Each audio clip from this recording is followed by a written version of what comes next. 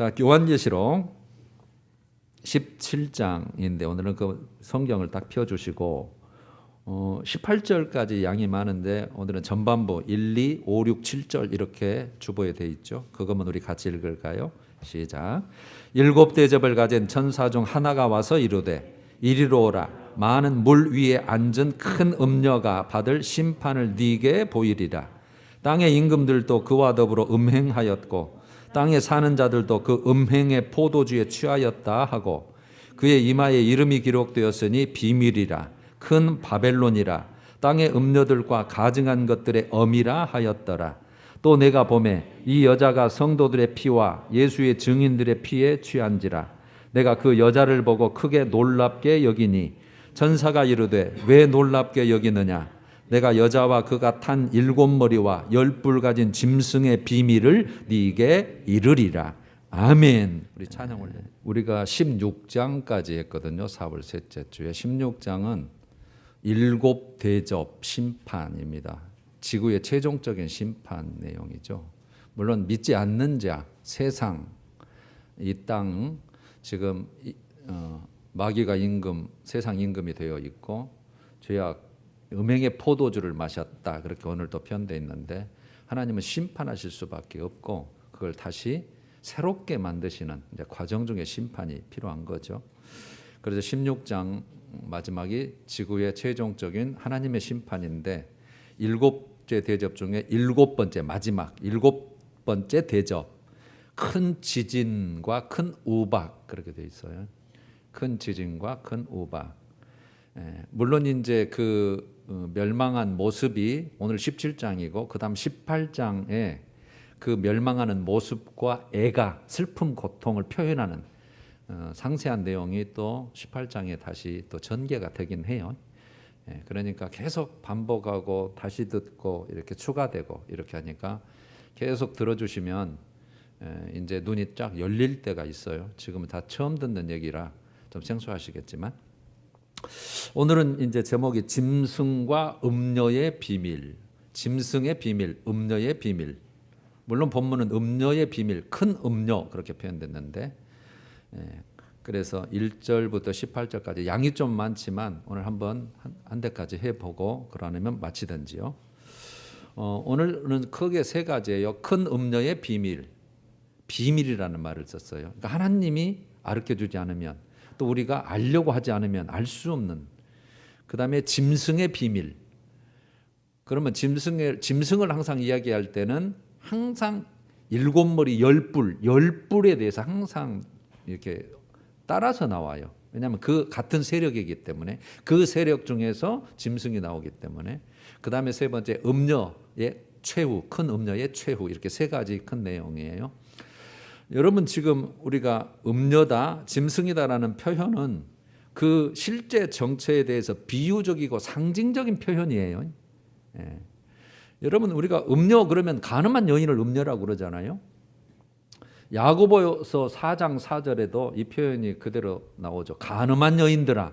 지금 믿는 자들 중에 자꾸 그 세상을 바라보고 사는 교인들, 교회들에게 하는 표현이에요. 요 교회를 항상 여자로 표현을 해요. 이 성경은 그 여성 명사로. 가늠한 여인들아, 세상과 벗된 것이 하나님과 원수됨을 알지 못하느냐. 그런즉 누구든지 세상과 벗이 되고자 하는 자는 스스로 하나님과 원수되는 것이니라. 참 엄중한 말이죠. 그래서 가늠한 여인, 음녀 이제 다 해석이 되겠지만 배교한 교회, 교인 그걸 말하는 거예요. 그 세력. 그다음에 짐승 그랬는데 우리가 계시록 13장 1절에 내가 보니 바다에서 한 짐승이 나왔는데 바다에서 괴물이 나왔다는 뜻이 아니라 뿔이 10이요 머리가 7이라 항상 이게 붙는다 그랬죠. 그 뿔에는 10왕관이 있고 왕이에요. 그 머리들에는 신성 모독하는 이름들이 있더라. 하나님을 대적하는 하나의 인물에 대해서 짐승으로 상징적으로 비유적으로 표현한 거예요. 그래서 의인화한 거죠. 말하자면 음녀, 짐승. 그 다음에 이제 그 18장에 가면 큰 성 바벨론, 큰 성 바벨론. 오늘도 바벨론이라는 용어가 나옵니다만 큰 성 바벨론, 실제 바벨론은 있었던 나라 국가죠. 그것을 이제 상징적으로 이 세상을 큰 성 바벨론 또는 큰 음녀를 큰 성 바벨론 이렇게 표현을 해요. 이제 차차 더 익숙해질 것입니다. 여러분, 인류 종말에 적그리스도 등장 시기 앞으로 있겠죠. 언젠가는. 그때의 교회의 두 가지 모습이 나타날 거예요. 두 가지 모습. 교회인데 하나는 촛대 교회, 금촛대 교회, 즉 진리의 선교회, 성령의 임한 교회. 예수 그리스도가 우리의 구주시다. 그분밖에는 없다. 그래서 이것을 계시록 12장 1절은 해를 옷 입은 여자 이렇게 표현했잖아요. 해를 옷 입었다. 빛이다는 거죠. 빛을 옷 입었다. 예수님 하나님 빛이다. 그를 옷 입었다. 해를 옷 입은 여자. 우리가 다 거쳐온 거죠. 그 다음에 하나는 음료교회 그렇게 돼 있어요. 음료교회. 촛대교회, 음료교회 표현은요. 이것은 변질된 복음이에요. 기독교 안에 들어왔어요. 예수를 알아요. 믿는데 변질된 복음을 전하는 배도 세력, 배교 세력, 도를 배반한다. 교회를 배반한다. 그런 배도 또는 배교 세력 이렇게 보면 돼요. 제일 잘 나타내는 게 데살로니가 후서 2장 3절이 근거예요. 다 미리 다 얘기해 놓은 거예요. 누가 어떻게 하여도 너희가 미혹되지 말라. 앞으로 미혹이 점점 더 세지겠죠. 지금도 뭐 이단 세력이 있어서 미혹 세력은 끊이지 않아요. 초대교 때부터요. 끊이지 않고 이제 점점 강대해져요. 좀 더 득세하고 그들이 더 부흥하고. 그러니까 지들이 나는 대세다 그런데 맞아요. 그게 지금 하나님의 뜻대로 가는 거예요. 그래놓고 너희가 미혹되지 말라. 먼저 배교하는 일이 있고, 배교를 항상 얘기해요. 먼저 배교. 그러니까 예수를 잘 믿다가 딱 방향을 틀어서 비본질, 비진리, 세상적, 이것을 세상적, 정욕적, 마귀적, 야고보는 그렇게 표현하죠. 그래서 그쪽으로 방향을 트는 교회, 그런 걸 말해요. 그래서 배도 세력하고 이 적그리스도, 지금 짐승이 적그리스도잖아요. 적그리스도 등장은 거의 동일 시점에 활동을 해요. 동일 시점에. 그래서 종말의 배도 세력은 뭐냐면 세계적인 거대한 세력을 형성해요. 거대한 종교적인 세력. 그래서 정면으로 진리를 대적하게 될 것이고 앞으로 핍박하게 될 것입니다. 성경은 이 음료 세력의 등장과 영향력에 대해서 이미 다 언급을 해놨어요. 계시록 2장 20절에 두아드라 교회를 예를 들면서 그 음료 교회화 되는 것을 이렇게 표현했죠. 자칭 선지자라 하는 여자 이세벨을 네가 용납함이니. 이세벨도 구약의 인물을 끌어들인 거죠. 그러니까 전부 다 구약적인 용어, 구약 지명, 명명을 다 끌어다 설명하는 거예요. 여자 이세벨, 아하방의 부인이잖아요. 이방 여인. 그래서 그 이스라엘을 전부 다 음료화시켰던 그런 이세벨을 네가 용납함이니 그가 내 종들을 가르쳐 꾀어 행음하게 하고, 내 종들을 가르쳐 꾀어 행음하게 하고 우상의 제물을 먹게 하는도다. 계시록 8장 10절도 나오죠. 이게 나팔 세력에서 셋째 천사가 나팔을 부니 횃불같이 타는 큰 별이 하늘에서 떨어져, 악한 세력 즉 마귀 사탄으로 우리가 해석을 했어요. 강들의 3분의 1과 열의 물샘에 떨어지니 이 별 이름은 쓴쑥이라. 쓴쑥. 물의 3분의 1이 쓴쑥이 되매 그 물이 쓴물이 되므로 많은 사람이 죽더라. 그래서 악한 사상, 그 악한 사상을 많은 사람들이 즉 예수 믿는 자들이 먹고 영적 생명이 죽었다. 이렇게 우리가 해석을 했습니다. 그 12절도 넷째 천사가 나팔을 부니 해 3분의 1과 달 3분의 1과 별들의 3분의 1이 타격을 받아, 영향력을 받아죠. 나쁜 영향. 그러니까 해는 교회, 달은 성도, 별은 종들 이렇게 해석을 했습니다. 거의 다 이견 없이 그렇게 다 해석을 해요. 타격을 받아 그 3분의 1이 어두워지니 그러니까 영적으로 어두워졌다는 거죠. 3분의 1은 비춤이 없고 밤도 그러하더라. 계시록 12장 4절도 그랬죠. 그 꼬리, 그는 이제 마귀 꼬리를 말해요. 그 꼬리가 하늘의 별 3분의 1을 끌어다가, 이게 종들 3분의 1을 끌어다가 땅에 던졌다. 그래서 그 꼬리는 붉은 용, 사탄이죠. 사탄의 그 교활한 속임수를 상징하는 것으로 해석을 했어요. 한번 들었지만 이제 다시 한번 들으면 조금씩 이해의 문이 열리게 될 거예요. 자, 오늘 이제 본문에 들어갑니다. 1절부터 7절까지 읽을게요. 우리 1절만 같이 읽고 2절부터 제가 읽을게요. 시작. 또 7대접을 가진 7천사 중 하나가 와서 내게 말하여 이르되 이리로 올라오라. 많은 물 위에 앉은 큰 음녀가 받을 심판을 네게 보이리라. 그래서 땅의 임금들도 그와 더불어 음행하였고 땅에 사는 자들도 그 음행의 포도주에 취하였다 하고 곧 성령으로 나를 데리고 광야로 가니라. 내가 보니 여자가, 이제 그 여자에 대해서 상태를 표현한 거죠. 붉은빛 짐승을 탔는데 그 짐승의 몸에 하나님을 모독하는 이름들이 가득하고 7머리와 10뿔이 있으며 4절 그 여자는 자줏빛과 붉은빛 옷을 입고 금과 보석과 진주로 꾸미고 손에 금잔을 가졌는데 가증한 물건과 그의 음행에 더러운 것들이 가득하더라. 5절 그의 이마에 이름이 기록되었으니 비밀이라 큰 바벨론이라 땅의 음녀들과 가증한 것들의 엄이라 하였더라. 또 내가 보면 이 여자가 성도들의 피와 예수의 증인들의 피에 취한지라. 이게 핍박 세력이죠. 내가 그 여자를 보고 놀랍게 여기고 크게 놀랍게 여기니 천사가 이르되 왜 놀랍게 여기느냐. 내가 여자와 그 같은 7머리와 10뿔 가진 짐승의 비밀을 네게 이르리라. 자, 얘기를 첫 단락으로 보고 1절부터 제가 해석을 빠른 속도로 해볼게요. 1절 또 7대접을 가진 7천사 중 하나가 와서 내게 말하여 이르되, 요한이죠. 사도 요한. 이리로 오라. 많은 물 위에 앉은 큰 음녀, 이렇게 표현하죠. 많은 물 위에 앉은 큰 음녀가 받을 심판을 네게 보여주겠다. 많은 물 위에 앉은 큰 음녀. 여러분 되게 물에 떨어졌다, 강에 떨어졌다 이렇게 들었잖아요. 그것을 생명이다, 진리다, 말씀이다 이렇게 해석도 하지만 여기에서는 많은 물 위에 앉았다는 전 세계 위에, 전 세계를 가리키는 표현인데 15절에 아예 부가적인 설명을 해놨죠. 오늘 본문 15절에 보면 네가 본 막 음녀가 앉아있는 물에 대해서 설명을 해놨잖아요. 백성과 무리와 열국과 방언들이라. 온 세계라는 뜻이죠. 그러니까 온 세계와에게 영향력을 미치고 거기에 정말 그 통치하는 어떤 그 정신적인 지주 역할을 하는 큰 음녀, 배도한 세계적인 큰 조직입니다. 배도한 세계적인 큰 조직인데 종말에 이 음녀단체가 모든 교회를, 종교를 대표하게 될 거예요. 2절 땅의 임금들도 그와 더불어 음행하였고 땅에 사는 자들도 그 음행의 포도주에 취하였다 하고. 자, 여기서 땅의 임금들도 그와 더불어 음행했다.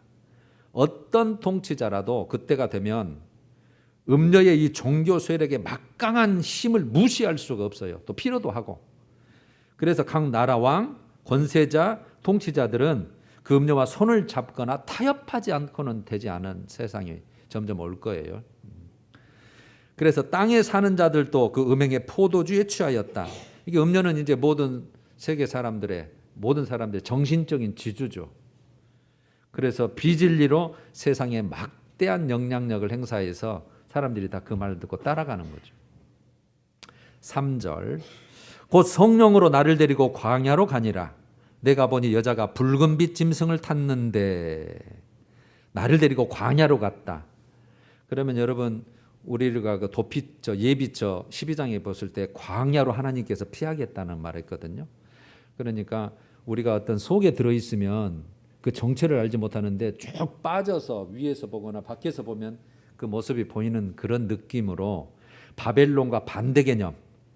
그래서 교회, 예비처가 있는, 그래서 그 실체를 알기 위해서는 이렇게 나와야 된다는 거예요. 나와야. 그런 표현이에요. 광야를 데리고 갔다는 거죠. 이제 봐라. 멀리서 보니까 보이지, 높이 보이니까 보이지. 이런 그 분위기예요. 여자가 붉은빛 짐승을 탔는데, 자 여기서 붉은빛 짐승, 짐승은 지금 적그리스도죠. 붉은 짐승. 여러분 우리가 마귀를 할 때 붉은 용 그랬잖아요.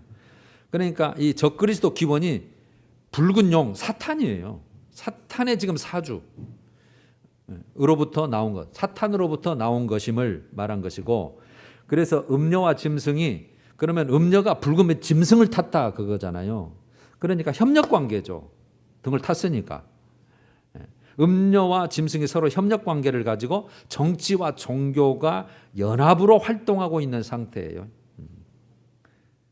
그래서 짐승은 종교적 세력인 음녀를 통해서 이용해서 자신을 메시아로 섬기게 할 것이고 메시아의 자리에 올라가게 될 것이고, 음녀는 짐승의 권세를 배경 삼아서 세계적인 종교 통일을 이루어서 짐승의 세계 통치의 동반자 역할을 할 것이고, 4절 그 여자는 자줏빛과 붉은빛 옷을 입고 금과 보석과 진주로 꾸미고 손에 금잔을 가졌는데 그 금잔 안에 가증한 물건과 그의 음행한 더러운 것들이 가득했다. 그 여자는 자줏빛과 붉은빛 옷을 입고, 여러분 옷색은 우리의 신분과 사상의 표현이에요. 우리가 흰 옷 입었다, 또 예수 그리스도로 옷 입었다, 그렇게 항상 표현하죠. 빛의 옷을 입었다, 빛의 갑옷을 입고, 뭐 에베소서 6장 같은 경우는. 그래서 신분과 사상을 표현하는데 자줏빛은 되게 왕들이 입는 그 색깔이에요. 그래서 권세자들, 권세가 있고, 붉은빛 사탄과 짐승과 같은 사상이죠. 그러니까 권세가 있고 사탄과 짐승과 같은 그런 사상이고, 금과 보석과 진주로 꾸몄다. 세상의 부와 사치를 누리고 있는 모습이죠. 아주 좋은 것으로 다 꾸몄잖아요. 금, 보석, 진주, 세상적인 부와 사치로 그걸 누리고 있는 모습이고, 손에 금잔을 가졌는데 가증한 물건과 그 음행의 더러운 것들. 여러분 그 성경이 항상 가증한 것 그러면 우상 숭배와 음행이 항상 대표해요. 그래서 겉은 화려하고 금잔이니까 매혹적이지만 와 뭐 있어 보인다. 뭐 이단이 이렇게 막 부흥하고 막 건물 세우고 그러니까 와 저게 대세네 그런 것곡처럼 매혹적으로 보이지만 그 내용은 우상 숭배고 영적 음행이고, 그래서 항상 음행의 진노의 포도주를 마셨다 세상이, 땅도 그 음행의 포도주 취했다, 항상 그렇게 표현을 하는 거예요. 5절 그의 이마에 이름이 기록되었으니 비밀이라, 큰 바벨론이라, 땅의 음녀들과 가증한 것들의 어미라 하였더라. 여러분 이마에 이름이 기록되었다, 우리 주의 종들을 할 때도 그 이마에 하나님의 종에 있는데 그 소속을 말해요. 소유권, 소속. 우리도 나중에 이 뒤쪽에 나올 거예요. 우리 이마에 하나님의 이름과 그리스도의 이름과 예루살렘 성의 이름이 이렇게 기록됐다. 여기다 뭐 글자 썼다는 말이 아니라 소유권이다 이 말이에요. 소유, 내 것이다.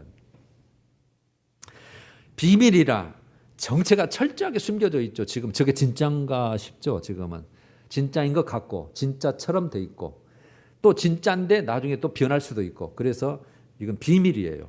그때 가봐야 진짜 그 어떤 세력이 그렇게 되는지 알 수 있는 건데, 그래서 진리에 눈 떠 있지 않으면 이 숨겨진 비밀을 알 수가 없어요. 근데 여러분들은 이제 계속 듣기 때문에 이제 영적 눈이 띄어서 저거구나, 이제 그렇게 밝히 분별이 되겠죠.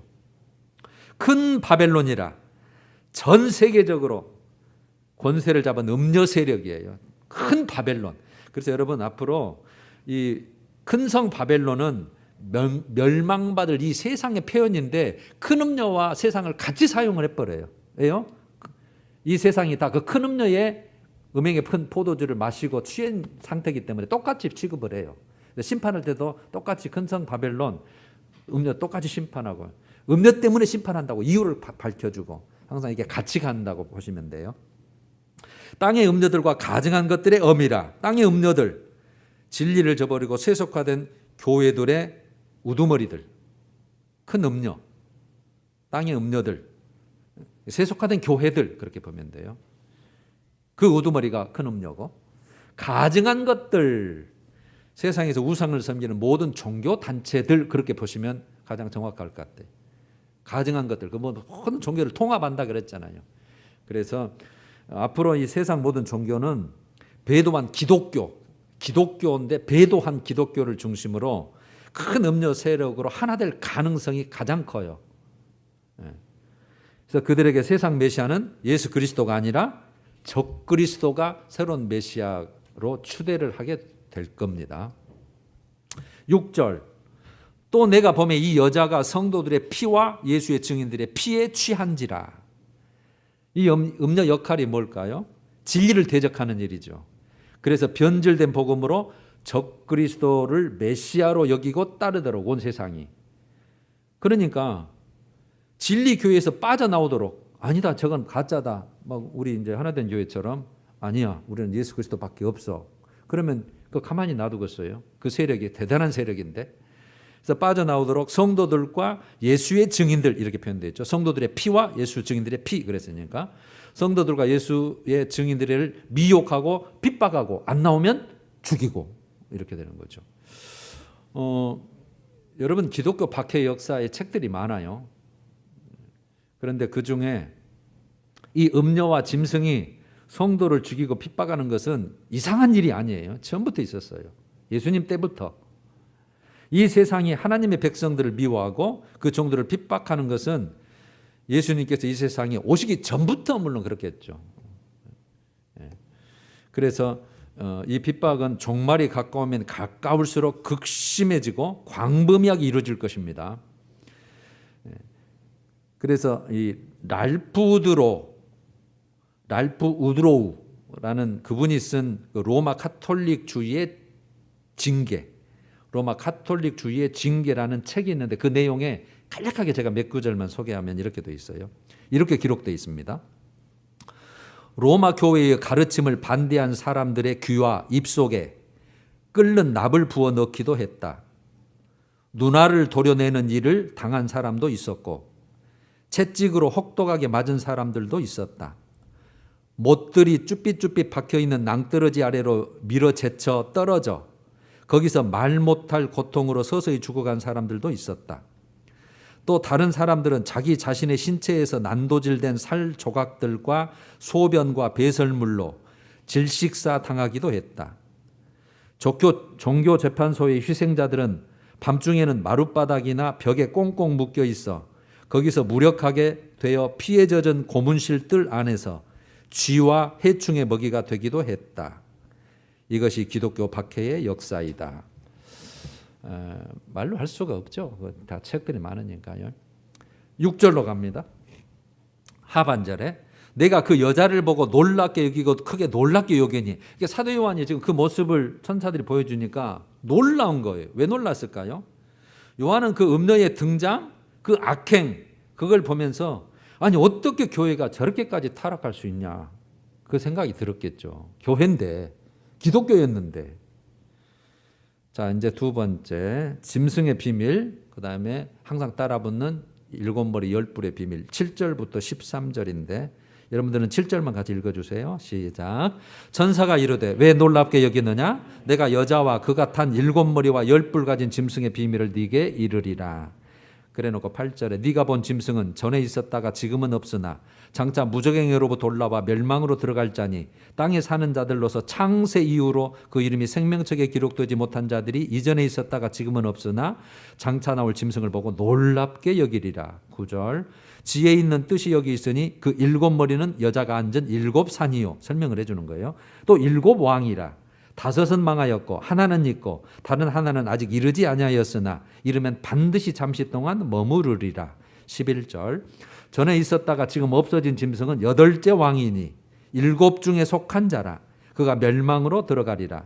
네가 보던 열 뿔은 열 왕이니 아직 나라를 얻지 못하였으나 다만 짐승과 더불어 임금처럼 한동안 권세를 받으리라. 13절 그들이 한 뜻을 가지고 자기의 능력과 권세를 짐승 적그리스도에게 주더라. 7절 천사가 이르되 왜 놀랍게 여기느냐 내가 여자와 그가 탄 일곱 머리와 열 뿔 가진 짐승의 비밀을 네게 알리라. 짐승을 수식하는 거죠. 일곱 머리인 짐승, 열 뿔 가진 짐승 이렇게 그 비밀을 이제 가르쳐 주겠다는 거예요. 여러분 그래서 요한이 지금 음녀 등장과 그 활동을 보고 반응했잖아요. 아까 6절에 놀랍게 여기고 크게 놀랍게 여겼다고. 여러분 하나님의 교회가 음녀의 모습으로 그 붉은빛 짐승을 타고 금잔에 든 음행을 포도주로 세상을 미혹하는 모습을 보고 너무 놀란 요한, 그 요한에게 천사가 지금 그 비밀을 말해주는 거예요. 놀랬잖아요, 좀 요한이. 어떻게 저럴 수 있냐. 8절 네가 본 짐승은 적그리스도입니다. 전에 있었다가 지금은 없으나 장차 무정행업으로 돌아와 멸망으로 들어갈 자니 땅에 사는 자들로서 창세 이후로 그 이름이 생명책에 기록되지 못한 자들이 이전에 있었다가 지금은 없으나 장차 나올 짐승을 보고 놀랍게 여겼다. 자, 엮어서 네가 본 짐승은 이랬잖아요. 장차 세상에 나타날 미래적인 적그리스도 인물을 말해요. 앞으로 나타납니다. 장차 여기서 네가 본 짐승은 그러니까 지금 앞으로 일어날 일을 지금 보여주는 거잖아요. 그래서 13장 1절에 내가 보니 바다에서 한 짐승이 나오는데 뿔이 열이요 머리가 7이라. 그래서 바다에서 나왔다. 혼탁한 세상에서 나왔다. 그렇게 해석을 했죠. 물론 바다를 지중해로 보는 쪽도 있어요. 전에 있었다가 지금은 없으나 그러면 지금 여기 사도 요한이 받고 이 계시를 받고 있던 때가 지금 1세기잖아요. 전에는 있었다는 거예요. 사도 요한 그 시대 중심에 전에는 있으나 지금은 없다. 그러니까 역사상에 실존했던 역사적인 인물이죠. 장차 등장할 적그리스도에 모형될 인물이 역사적인 어느 한 시점에 있었다는 거죠. 전에는 있었다는 거죠. 앞으로 나타날 그 적그리스도의 모형이 될 꼭 그런 모습의 사람이 전에는 있었다. 그런 사도 요한 지금 시대는 없다. 그 말이잖아요. 그럼 여러분 이 짐승, 이 적그리스도가 누구였을까요? 유대인들은 이 자에 대해서 너무나도 잘 알고 있죠. 이 자가 BC 167년 예루살렘 성전을 더럽히고 하나님을 대적했던 시리아 왕 안티오쿠스 4세 에피파네스, 예루살렘 성전을 우상으로 더럽히고 제우스 신상을 세우고 돼지 피로 제사를 드리고 제사를 금지하고 수많은 유대인들을 학살한 인물, 실제로 역사적으로. 그래서 그거를 일시적으로 쫓아내는 게 마카비 혁명, 수전절 그렇게 돼 있어요. 그래서 하나님은 이 종말에 등장할 적그리스도 표본 인물로 이자의 등장과 활동상을 다니엘서를 통해서 자세하게 설명해요. 그래서 다니엘서가 계시록의 뿌리예요, 기초예요. 그래서 다니엘서를 반드시 알아야 이게 딱 매칭이 되는 거예요. 예전에 이런 인물이 있었다. 앞으로 이런 인물이 장차 나온다. 이렇게 설명을 하는 거죠. 그래서 다니엘서 7장은 작은 뿔로 해석을 했죠. 작은 뿔. 여기는 짐승으로 해석. 그것도 물론 짐승과 작은 뿔이라는 용어를 다니엘서도 사용을 해요. 작은 뿔로 표현이 됐고 앞으로 열뿔, 즉 열왕이라고 해석을 다 해놨죠. 저 열뿔, 열왕의 지배자로 등장할 것에 대해서 이미 계시를 다 해놨어요. 그 다음에 장차 무정행으로부터 올라와 멸망으로 들어갈 자니 이렇게 해놨어요. 그러면 장차 무정행으로부터 올라와, 그러니까 종말에 등장할 짐승이 무정행에 속한 자라는 뜻이에요. 속한 자. 무정행에. 그러니까 악한 영, 사단, 수하, 불임을 당한 자, 그렇게 보면 되죠. 표현은 계시록 11장 7절에 무정행으로부터 올라오는 짐승이 적그리스도가 이렇게 표현해요. 무정행으로부터 올라왔다 이렇게 표현을 했어요. 우리 이미 다 살핀 거예요. 9장 12절도 무정행의 사자라 이렇게 됐죠. 사탄의 사자다 그 말이죠. 이게 사탄이 부리는 자라는 뜻이에요. 이 뜻은 안티오쿠스 4세 즉 에피파네스가 다시 살아난다는 뜻이 아니고 과거에 작은 뿔로 등장했던 안티오쿠스 4세 이 에피파네스가 무정행의 사자였던 것처럼 앞으로 종말에 등장할 적그리스도 역시 무정행의 사자로 등장한다는 사실이에요. 여기서 멸망으로 들어갈 자니, 멸망은 이제 유황 불못에 들어가는 최종적인 멸망을 말하죠. 앞으로 할 19장 20절에 정확히 나와요. 짐승이 잡히고 이 적그리스도가 잡히고 그 앞에서 표적을 행하던 거짓 선지자도 함께 잡혔으니 이제 재림하실 예수님께 잡히죠. 이 둘이 산채로 유황 불 붙는 못에 던져지고, 그러니까 이게 이 멸망이죠. 안 믿는 자들도 최종 종착지가 유황 불 붙는 못 이렇게 표현되어 있는 거예요. 유황 불 붙는 못 이렇게 표현되어 있죠. 우리가 말하는 지옥이죠. 그 다음에 땅에 사는 자들로서 창세 이후로는 여러분 없어도 괜찮아요. 가로로 묶어도 돼요.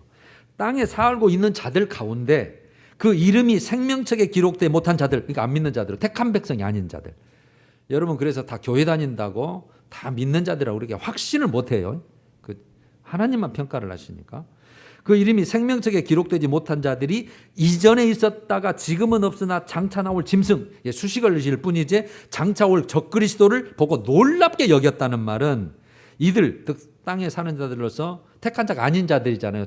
생명책에 기록이 없는 자들이니까 짐승의 비밀을 모르잖아요.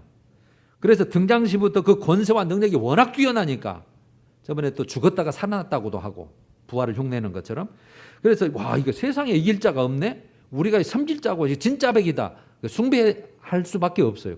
놀랍고 놀랍게 이기다란 말은 숭배의 대상이 된다는 뜻이에요.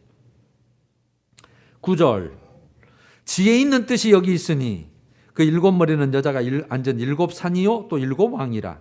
다섯은 망하였고 하나는 있고 다른 하나는 아직 이르지 아니하였으나 이르면 반드시 잠시 동안 머무르리라. 지혜 있는 뜻이 여기 있으니 지혜가 필요하다는 뜻이에요. 여러분 지혜가 없으면 분별을 못해요. 그래서 우리는 지혜를 좀 갖기 위한 지금 준비 작업을 지금 충분히 하고 있는 거예요.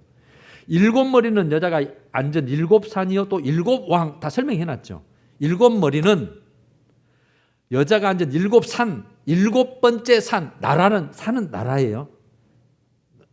일곱 왕과 나라는 똑같이 나라가 있어야 왕이 있으니까. 그래서 이거는 한 시대마다 지배를 하는 일곱 나라 강대국을 말해요. 그럼 이 강대국이 많았잖아요.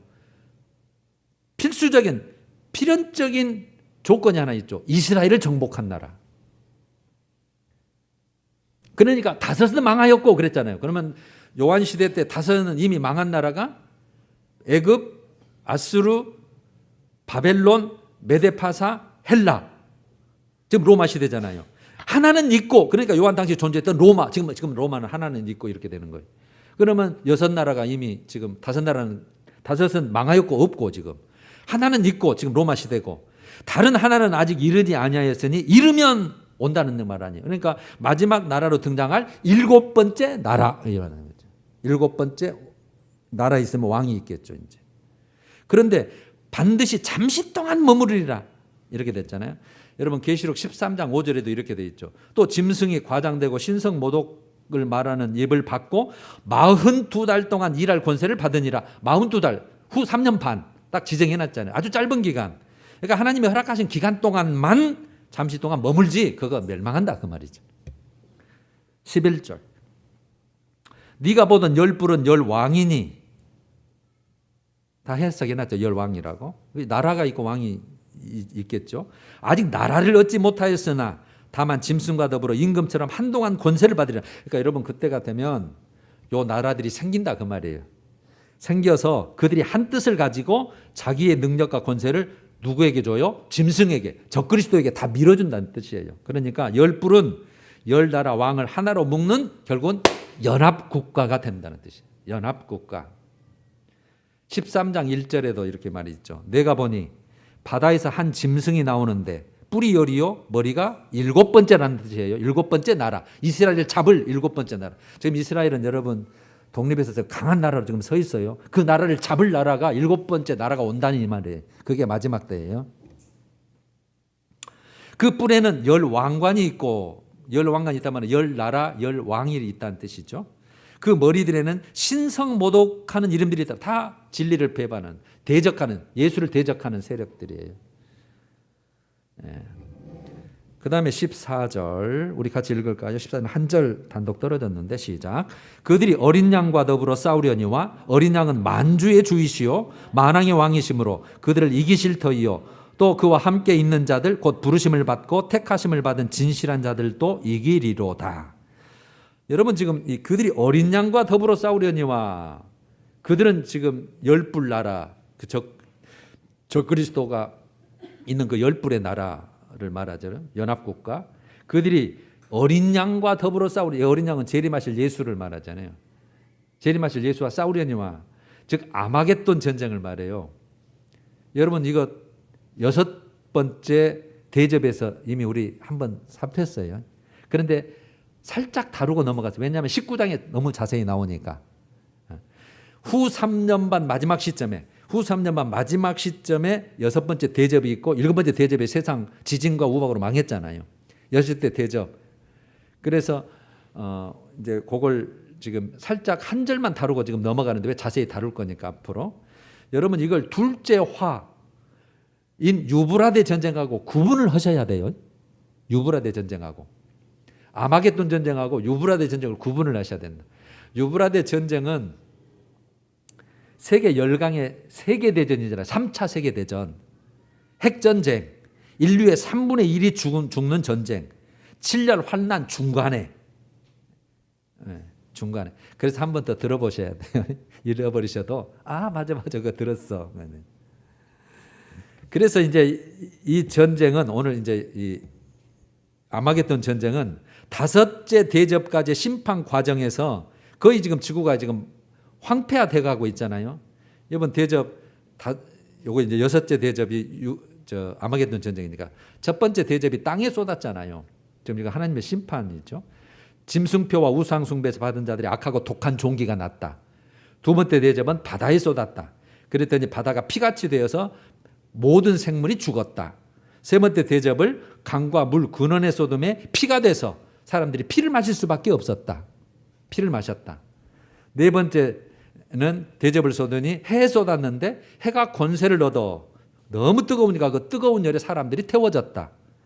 다섯 번째는 짐승의 왕자의 다섯 번째 대접을 쏟았더니 나라가 어두워지고 그다음에 종기로 아파서 자기 혀를 깨물었다. 그런 내용이었잖아요. 그러니까 지금 점점 지금 황폐화되고 망해가는 때에 적그리스도는 자신들의 최후가 얼마 남지 않은 것을 이제 알고 재림할 예수 그리스도를 향해 최후 대적하는 전쟁이 이 전쟁이에요. 그래서 적그리스도는 최종적으로 누구를 공격하면 이스라엘을 공격을 합니다. 예루살렘을. 그리 오신다 그러니까. 감람산으로 오신다 그러니까. 그래서 이스라엘을 완전히 파멸시키겠다는 의도로 열불 군사력을 동원을 하는 거죠. 그게 여러분 계시록 16장 12절에 다 했지만 제가 다시 읽어볼게요. 여섯째 천사가 그 대접을 큰 강 유브라데에 쏟음에, 그래서 유브라데 전쟁이라고 했죠. 강물이 문이 아니라 여섯째 대접이니까 아마겟돈 전쟁에 유브라데 강이 나왔죠. 유브라데 쏟음에 강물이 말라서 동방에서 오는 왕들의 길이 예배되었더라. 13절 개구리 같은 새 더러운 영이 용의 입과 짐승의 입과 거짓 선지자의 입에서 나오니 그들은 귀신의 영이라. 이적을 행하여 온 천하 왕들에게 가서 하나님 곧 전능하신 이의 큰 나라에 있을 전쟁, 이거죠. 전능하신 이의 큰 나라에 있을 전쟁, 요게 이제 아마겟돈 전쟁을 위하여 그들을 모으더라. 온 천하 왕을 모은 거죠. 군사를. 새 영이 히브리어로 아마겟돈이라는 것으로 왕들을 모으더라 해놓고 그 가운데 15절에 보라 내가 도둑같이 오리니 누구든지 깨어 자기 옷을 지켜 벌거벗고 다니지 아니하며 자기의 부끄러움을 보지 아니하는 자는 복이 있도다. 예수님 재림을 그때 딱 말씀을 해 주신 것이. 그래서 예수님의 재림 때는 정확하게 때가 정해져 있어요. 상황이. 그래서 아마겟돈은 예로부터 전쟁 요새로 이름이 있는 곳이죠. 지금도 성지순례 가면 그 장소가 있어요. 다 보여줘요. 그런데 거기가 진짜 그 평야 지대에 그걸 바라볼 수 있고 경계할 수 있는 곳에 딱 있어요. 그래서 지중해 옆에 있고 유럽 지역 또는 북쪽에서로부터 해상이나 육로로 예루살렘을 공격하기에 적절한 관문이 꼭 거기를 통과해야 돼요. 이 지역은 기백만 명의 병력을 능히 수용할 만한 광활한 대평원, 유일한 평원이에요. 거기가 쭉 동과 서로 쫙 이렇게 연결돼 있어요. 지중해에서 저기 요단강까지 연결돼 있어요. 그래서 평야 지역입니다. 그래서 다 그쪽으로 이동을 해요. 그래서 계시록 19장 19절에 미리 보면 또 내가 보매 그 짐승과 땅의 임금 아니죠. 이 전쟁은 인류의 최종적 전쟁인데 19절에 보면 내가 보면 그 짐승과 땅의 임금들과 그들의 군대들이 모여 이렇게 됐잖아요. 그러니까 최종적 전쟁으로 짐승과 열 나라죠. 요 군대들이 다 모이는 거죠. 그래서 그 말 탄 자와 그의 군대와 더불어 전쟁을 일으키다가 짐승이 잡히고 그 앞에서 표적을 행하던 거짓 선지자도 함께 잡혔으니, 그러니까 짐승과 열불 그 나라 군대가 다 모여서, 즉 적그리스도와 그 열불 나라가 모여서 이제 대적하러 오는 거죠. 어린 양과 하늘 군대회, 19장에서 창세에 나올 거예요.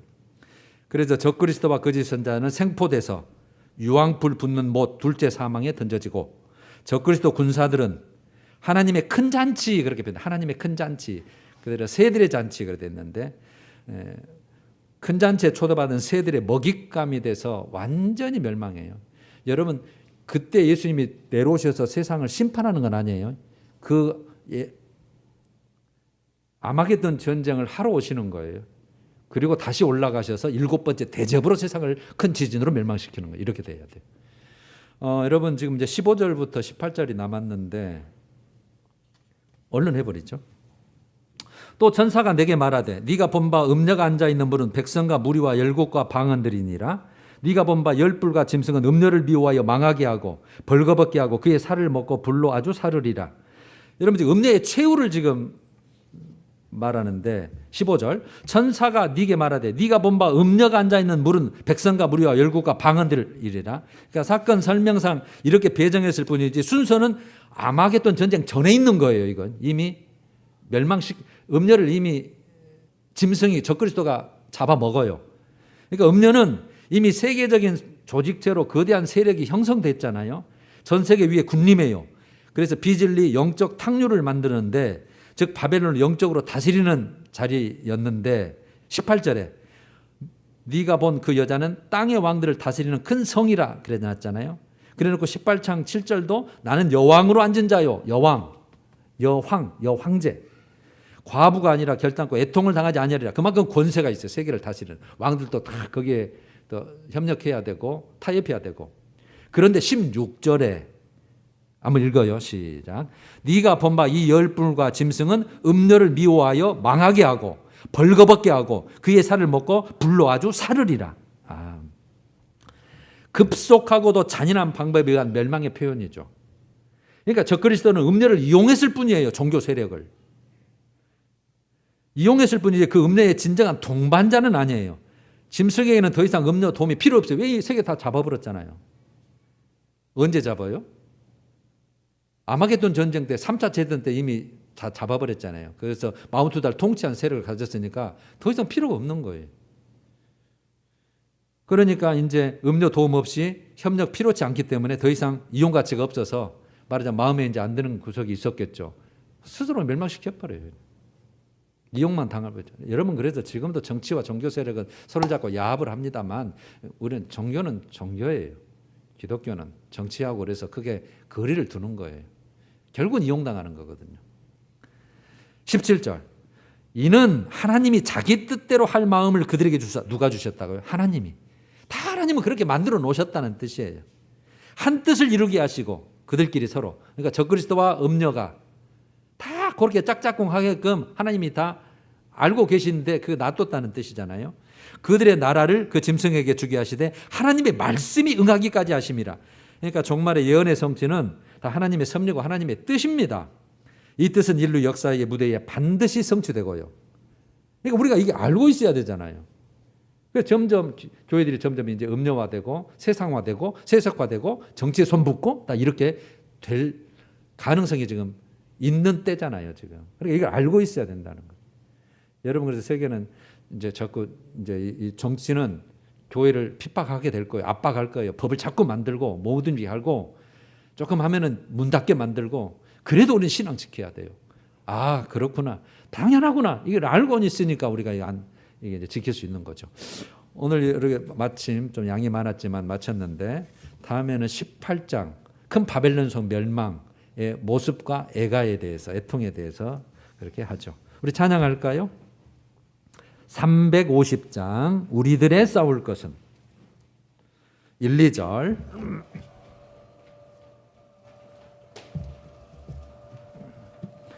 우리들의 싸울 건 혈기 아니에요. 육체가 아닙니다. 마귀 권세에 맞서 싸워 깨쳐버리고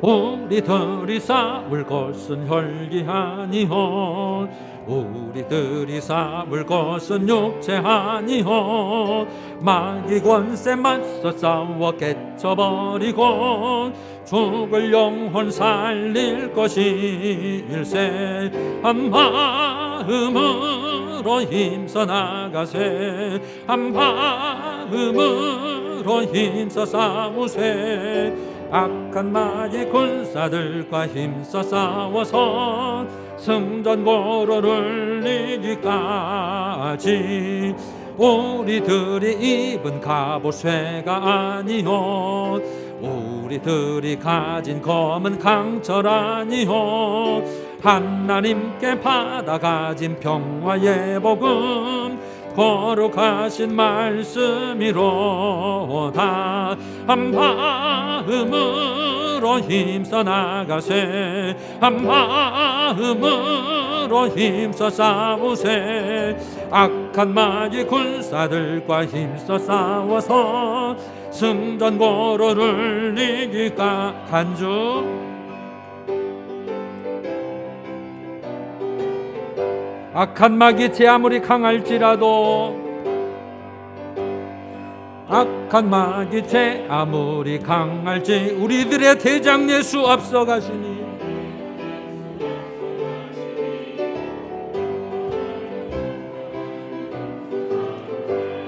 최후 승리 얻을 때까지 한 마음으로 힘써 나가세 한 마음으로 힘써 싸우세 악한 마귀 군사들과 힘써 싸워서 승전고로를 이길까 죄악 중에 빠진 사람 죄를 뉘우쳐 십자가에 달린 예수 믿기만 하면 위태한 데 빠진 영혼 구원 얻어서 천국 백성 될 것임일세 한 마음으로 힘써 나가세 한 마음으로 힘써 싸우세 악한 마귀 군사들과 힘써 싸워서 승전고로를 이기까지